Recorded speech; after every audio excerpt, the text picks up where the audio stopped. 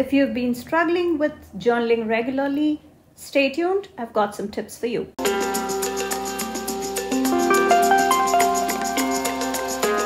Hello everybody, this is Priya here. Welcome back to my channel if you're returning. And if this is the first time, thank you so much for stopping by.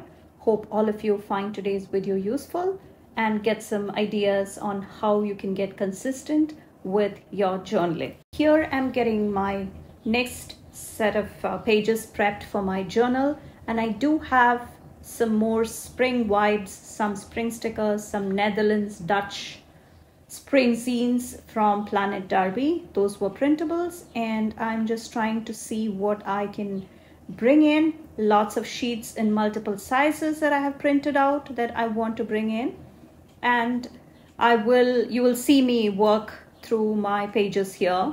And I'm trying to do something different with the Dutch doors, and you will see how I bring those elements in, and I will talk a bit more about how my journaling is going. If you know, if I've been kind of being on and off with my routine, and I'm really proud that I'm sticking to my journaling practice every night. If not, it happens right in the morning so that I do not miss any of the precious small moments that we all tend to accumulate every single day. I did get a few questions on how to get started if you have a plain journal in front of you, since a lot of us, even I was there, so I can totally relate how we all feel overwhelmed when you have a blank journal and you see all of these creative spreads all around you on social media. And try not to get influenced too much with any of them, including this. So I did work my way up into where I am, and don't get overwhelmed. That's all I have to say. You have to work your way, find your pace, find your style. All of that will come eventually. Don't overthink it, just start. Just a simple layout, few stickers here and there, just something sprinkled so that you will have a nice pretty page to put your pen to. That's all there is. And I did have my initial set of video where I talk a bit more about that and how I was attempting to try that out so that I will know if it was something I wanted to stick to. And I'm so glad I did that, because it was like a total rediscovery that happened. And I really love this process. It is like I just turn on the camera and get working as if the camera is just not there. I just have to make sure I'm in frame. So I do that, and I come and do this when I have some time. And it is quite a bit of a relaxing time for me while I have some pretty pages ready. So don't overthink it. That's my top advice for those of you who want to get started and don't feel overwhelmed by all the sizes. And this is a B5 journal, and start with an A4 if the space seems too big and that itself is overwhelming for you. So start with an A4 and work your way up, determining if that is the exact size for you, because I know a lot of folks who journal in the A4. I personally find that I need more space, so that is why I wanted to test out the B5, and that's the advantage of being able to grab multiple brands. And I did like this B5, so now I did go ahead and get a couple of Archer and Olive ones in B5, which tend to be quite pricey.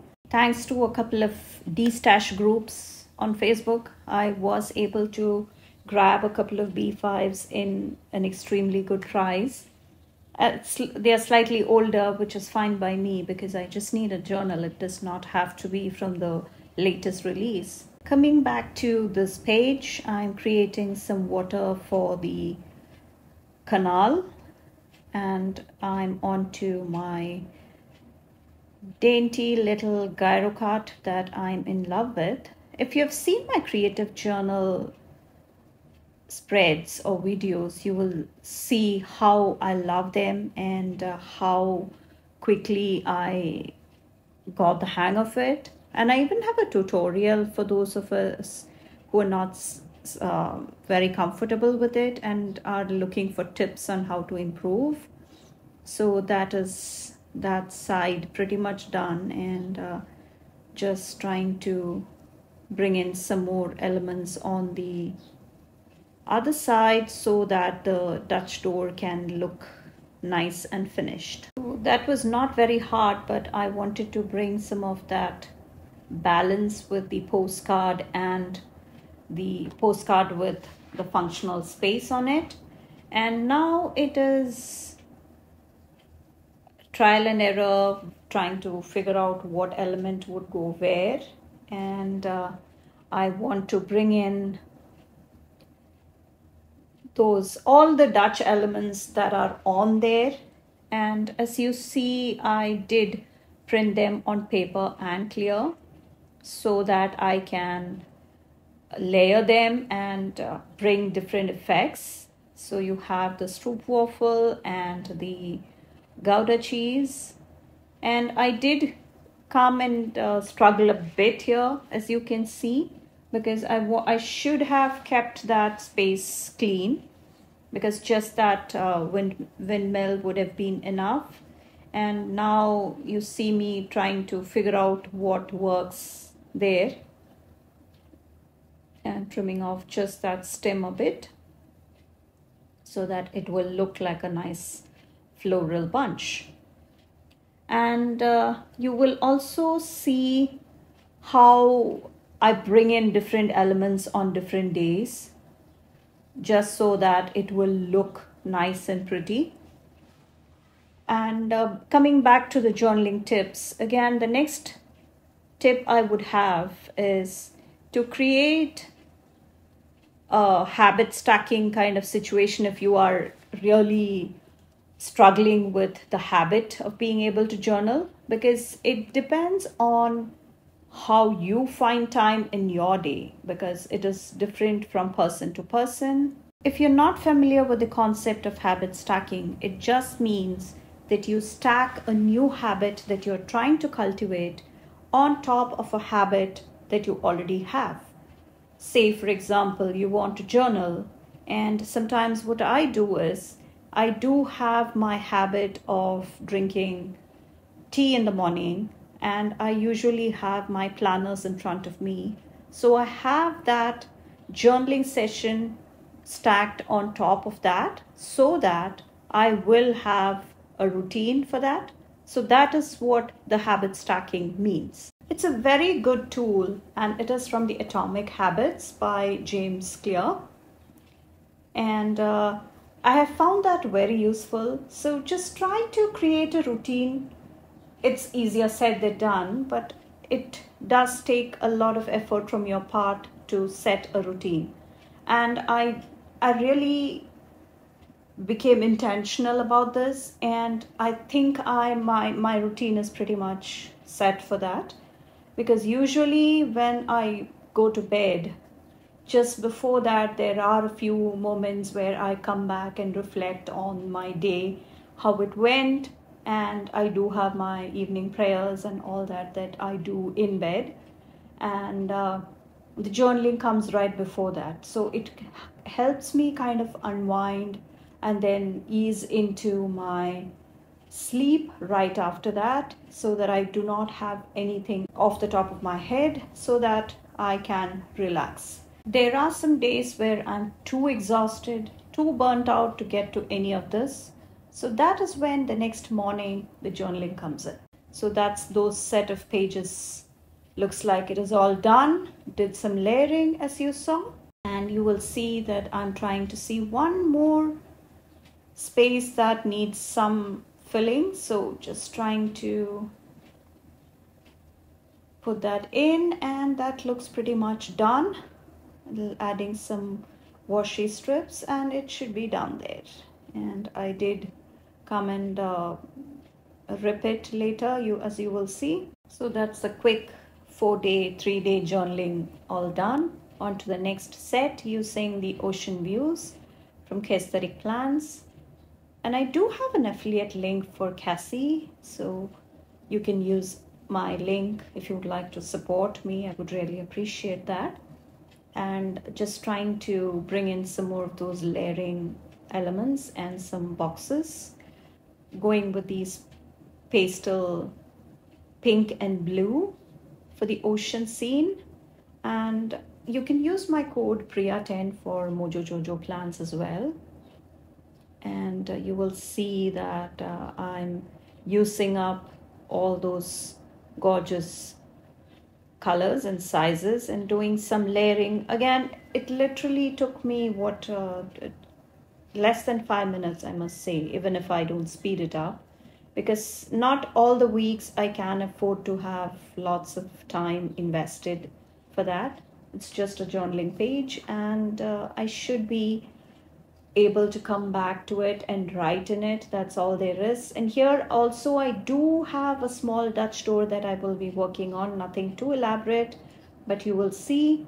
So this will be the page in the front, small elements that I will be using, and just cutting around the edge there and some washi beneath there, just so that it is more visible, and it should be pretty quick. And this is the washi that I will use, and I just layered the scalloped washis. You can pick very similar ones from Planything, where my Priya10 works for anything, and you can even stack the 10% on top of sales if there is a sale happening.